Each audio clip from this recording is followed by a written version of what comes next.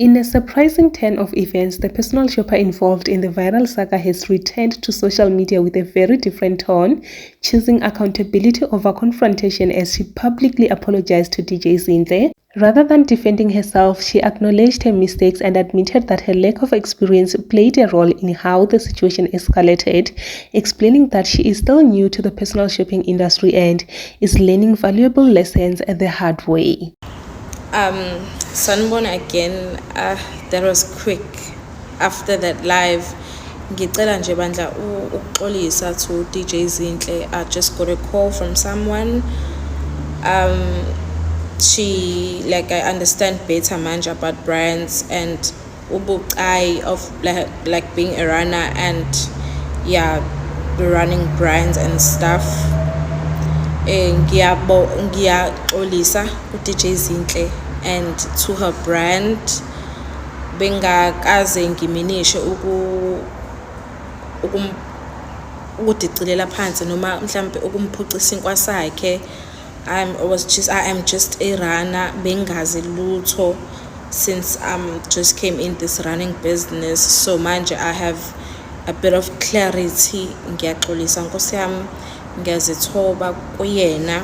Mhlambe angikwazanga uku-understand, like after the call nje it made so much sense. Ngiyaxolisa nje kakhulu and I'm so sorry and I do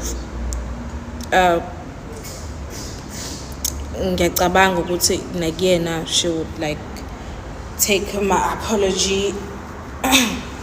Ngiyaxolisa nje DJ Zinhle, sisi ngiyaxolisa nje irana ngisayirana but ngizosebenza ngokucophelela when it comes to brands and stuff, because now I understand how those brand creators, like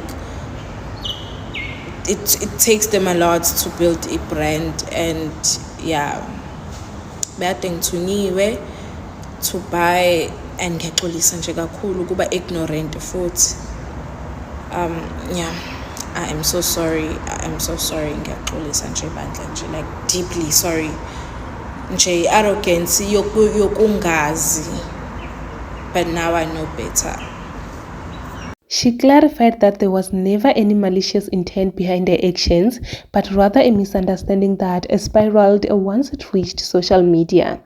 By directly addressing DJ Zinhle and taking responsibility, the personal shopper has shifted the narrative from a drama to growth, sparking a wider conversation about learning curves, professionalism, and how quickly mistakes can become public scandals in the age of online scrutiny.